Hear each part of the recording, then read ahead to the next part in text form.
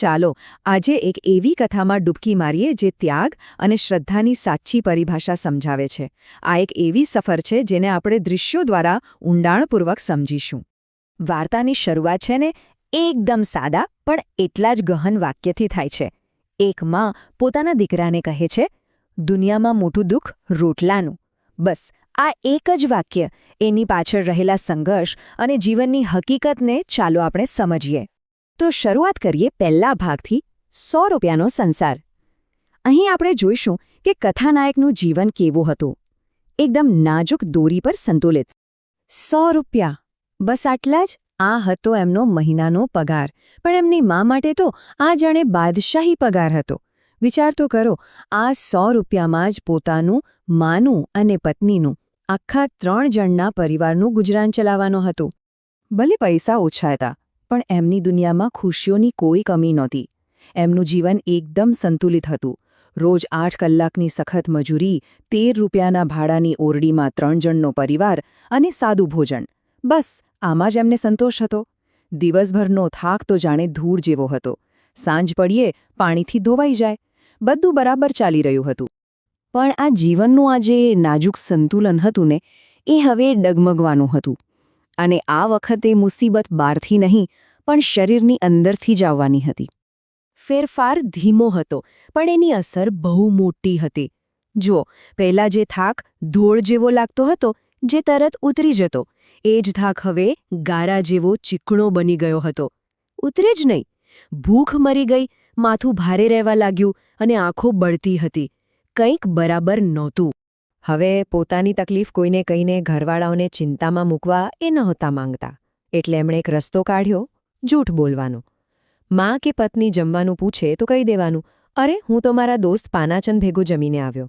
બસ, જેથી કોઈને ચિંતા ન થાય. પણ માની નજરથી ક્યાં સુધી છુપાવી શકાય?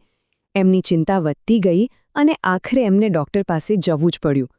અને ત્યાં જઈને જે વાત સામે આવી, એણે એક એવો રસ્તો બતાવ્યો જેના પર ચાલવું લગભગ અશક્ય હતો.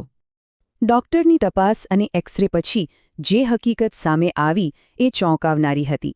નિદાન હતું ટીબી, એટલે કે ક્ષયરોગ. એ પણ જમણા ફેફસામાં ગંભીર ચેપ.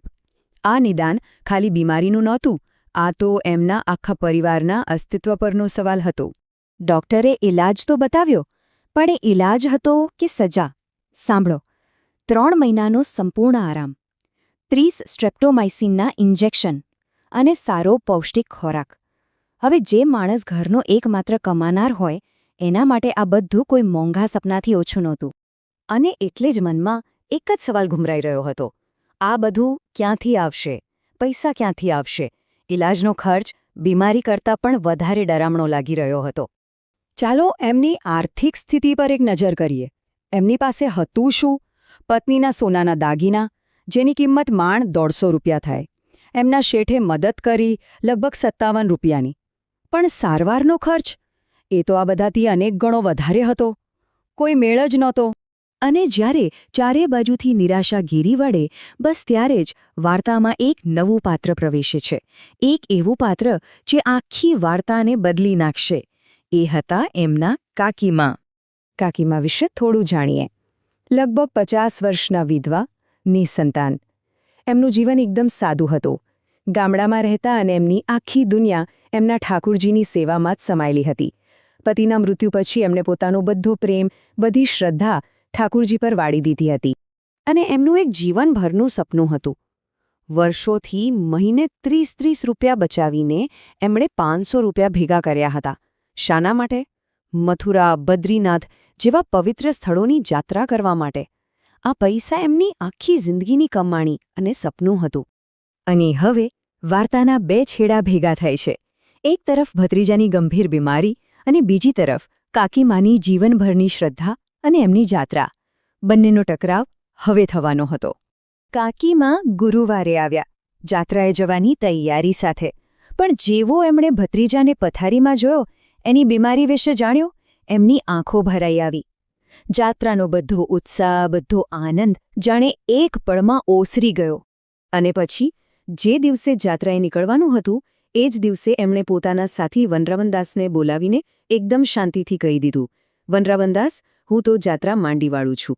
બસ આટલું જ. ઘરમાં બધાને નવાઈ લાગી. બધાએ બહુ સમજાવ્યા, પણ કાકીમાં એકના બે ન થયા. કોઈને કોઈ કારણ ના આપ્યું. જ્યારે બહુ પૂછ્યું ત્યારે બસ એટલું જ બોલ્યા, બસ એમ સમજો ને કે આ ઠાકોરજીનો જ હુકમ છે. પછી એ ગામ પાછા જવા નીકળ્યા. જતા પહેલાં એ બીમાર ભત્રીજાના પલંગ પાસે બેઠા. ધીમે રહીને પોતાની પોટલીમાંથી પૈસા કાઢ્યા, ગણ્યા પૂરા 500 રૂપિયા અને ચૂપચાપ એના ઓશિકા નીચે મૂકી દીધા. એમની આખી જિંદગીની બચત. કથાનાયકની માયા જોયું તો એમણે પૈસા લેવાની ના પાડી આજીજી કરી. પણ ત્યારે કાકીમાં જે બોલ્યા એ શબ્દો આખી વાર્તાનો સાર છે. એમણે કહ્યું, અરે મારી તો જાત્રા ફળી, જાણે કે એમની જાત્રા પૂરી થઈ ગઈ હોય. આટલો મોટો ત્યાગ જોઈને કથાનાયક તો કંઈ બોલી જ ન શક્યા. એમનું ગળું રૂંધાઈ ગયું. કાકીમાં જતા રહ્યા, પણ એક વાત શીખવતા ગયા. એમણે પોતાની આધ્યાત્મિક યાત્રા છોડી નહોતી, પણ એનું સ્વરૂપ બદલી નાખ્યું હતું. એમની યાત્રા ખરા અર્થમાં અહીં જ પૂરી થઈ. અને એટલે જ આ કથા આપણને એક સવાલ સાથે છોડી જાય છે. ખરું તીર્થ કયું? મંદિરોમાં જઈને શરીરથી કરાતી યાત્રા કે પછી કોઈના જીવનને બચાવીને આત્માથી કરાતી યાત્રા? વિચારવા જેવો સવાલ છે, ખરું ને?